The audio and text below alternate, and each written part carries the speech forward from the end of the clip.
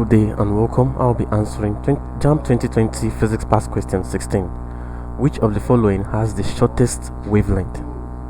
A. Infrared, B. Gamma ray, C. Ultraviolet ray, D. Radio wave, and E. Visible light. Now all these given to us are electromagnetic waves. We call them electromagnetic waves. That is, these waves do not require material medium for their propagation, and this wave has been brought out using what we call the electromagnetic spectrum.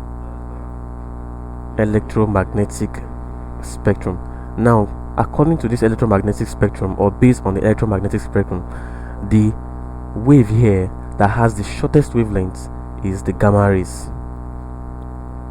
The gamma rays has the shortest wavelength, and it has a very high penetrating power, and the wavelength of gamma ray is 10 raised to the power of -8 centimeter.